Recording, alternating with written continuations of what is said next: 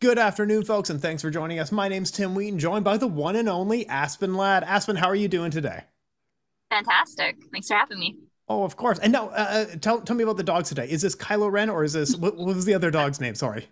Good memory. There's three of them today. So this is Kylo Ren, there's Kaya, and there's Frey in the very back.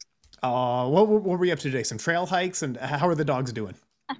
Not yet. So I just finished my first training session, and that's down in the city. But to warm up, my coach makes me go run, and these guys go with me. So It's not easy to run there. Didn't you just get a big pile of snow, what, last week or something like that?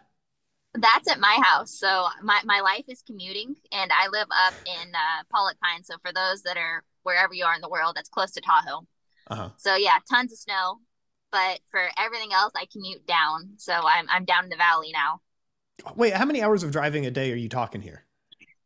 Mm, depending, 3 to 4, depending. Dang, that's a lot of driving. Oh my goodness. But not tired of it. That's just life. That's the way we got to do it, right? Yeah, I'm used to it and it's worth it. Hey, awesome stuff. Now, you name your dog Kylo Ren. You're a huge Mhm. science fiction fan, correct?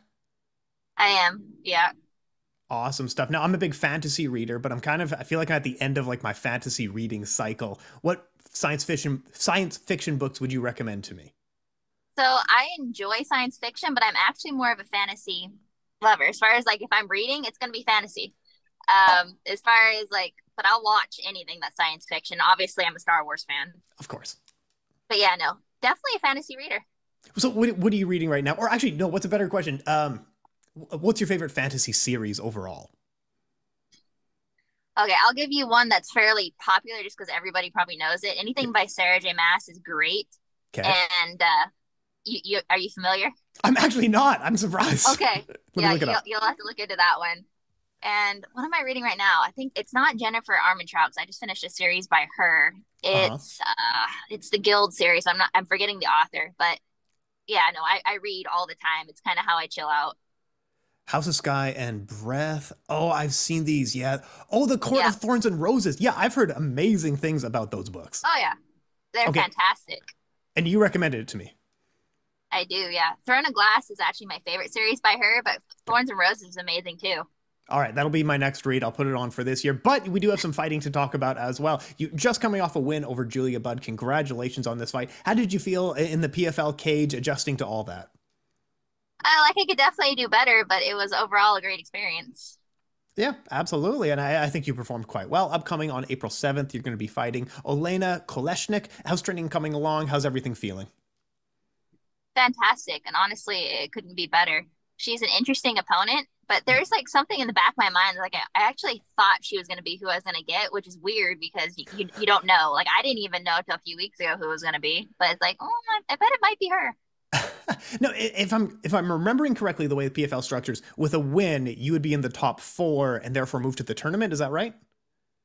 I believe so, but it's not just a win. So it's a point system. Right. Okay. And the most points you get are for a first round finish. And then after that, it kind of trickles down.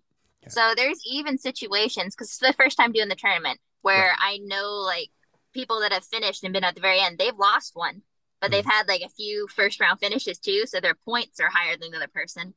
So it's a different kind of system. Awesome stuff. Well, best of luck. Are you aiming for a first round finish? I know that she's a boxing and Muay Thai based fighter. What's the Mhm. game plan? When do you want to? How do you want to win this fight? Obviously, that would be ideal, Yeah. but it's not something I'm going to go in. It's like, I have to do this. You don't want to stress like that. You want to go into a fight and just perform to the best of your abilities at that time. Mhm. So we'll see. Obviously, there's an ideal finish and there's an ideal time to finish it in this format, but I'm just going to go in and perform to the best of my abilities. And you're not much of a trash talker, and you never have been. What's the philosophy behind being quite respectful to your opponents?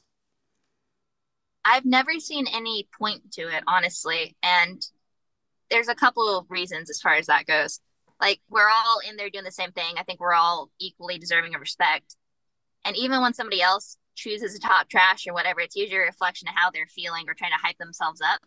Mhm. And the other thing is, it's like with social media and that kind of stuff, certain people will post things and I'll look at that and go, oh man, I don't want my little sisters to ever see that. Mhm. It's kind of the same thing with how I deal with a fighter or somebody that's not the most respectful. It's like I could retaliate in a disrespectful way, but I don't want the people that are watching this, like siblings, kids, like I don't want them to think that's how things should be because I don't think it is. So that's kind of how I look at it. Yeah, and I agree with you on that. A cold confidence is much scarier than someone who's quite loud and in your face. And like you said, you're trying to be a good influence for all the people, right? Yeah. Give or take. So if I do find myself, let's say in Northern California, what are some of the trails and areas that you recommend that a person like me has to check out? Well, obviously I live in Pollock, so anything near Tahoe is great. Anything I'm trying to think something that like if you're just in the area for one day kind of thing. Mm. So anything around Loon Lake is beautiful. You can hike back into like Rockbound Trailhead, which is something I love.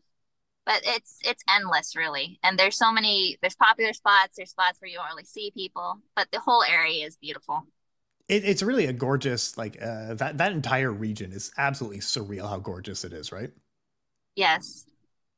Proud to be from there, I imagine. I do see it a lot on the Instagram page. And now, how did you get started in MMA? I believe you were 14 years old. Was there someone that you looked up to who inspired you to get into it, or was it just something about this sport? I didn't even know what MMA was when I got into it. I just wanted to learn how to defend myself, and I wanted to learn some kind of martial arts to do that. We Uh-huh. walked into the gym, and it ended up being an MMA gym. And then I knew within a week that I wanted to fight. But yeah, I had no idea what MMA was. I had no conceptual idea of it. I just wanted to learn self defense. What you weren't in martial arts before, but you were an athlete before getting in a fight gym. Am I wrong there? Yeah, I've always done something. I was in ballet for quite a while when I was younger, and then I got into distance running, and then MMA. Oh, absolutely awesome stuff. And then now, with the stage that you're at in your career, there are going to be a lot of people, especially young girls, who are looking up to you.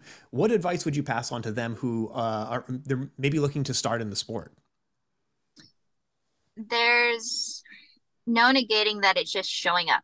Like there's no special formula. Because I meet a lot of people like, I want to do that right now. And they walk in and they see somebody that's been doing it for 15 years. Mm-hmm. Or it's like, they'll come in and it's like, I can definitely beat so and so. Or I see it with the guys a lot, especially young ones, because they're very self assured. Yeah. But it's the time. You got to just show up to everything, regardless. Compete as much as you can. But there's no fast tracking it. Like it's gonna take time. There's no instant gratification. Like I've been doing this, I've been fighting for 10 years to get to the point I'm at, and I've been training since I was 14. So it's like it's a long road. It's a long process. You've been in it for 10 years, training longer than that, looking into the future a little bit. Where do you want to see yourself 5 years from now and maybe 10 years from now in the sport? Oh gosh, we'll see. Right now it's exciting for me being with the PFL and in the tournament format. Mm. So that's my interest at the moment, and definitely for the next few years. Like I want to keep doing that. But as far as 10 years down the road, we'll really have to see because we all know there's a shelf life in this sport. 28 right now, so I'm not ancient yet, but we'll see. It's hard to take care of oneself because I do long distance running as well, so I know like how hard it is on a person's knees and ankles and hips. What does a person have to do to keep their body healthy when you're doing long distance running and trying to stay athletic for 20-25 years or so? Oh man, we all try, Yeah. especially for like the MMA athletes because we get injured so much, or we're like, it's not even injuries, we're like chronically hurt, every single one of us.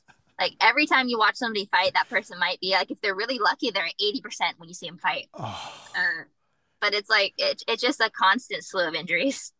But it's something you have to get used to. Everybody they have their physical therapists, your chiropractors, just you go to a lot of stuff and you try to keep your body up, a lot of stretching, yoga for some people, but it's just dealing with it, negating the effects of what you're doing to the best of your abilities.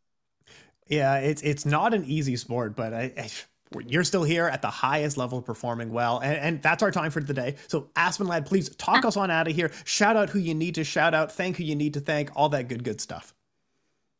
I'm just going to say very simply, thank you for having me, and I hope you have a beautiful day. Thank you so much for your time. Bye.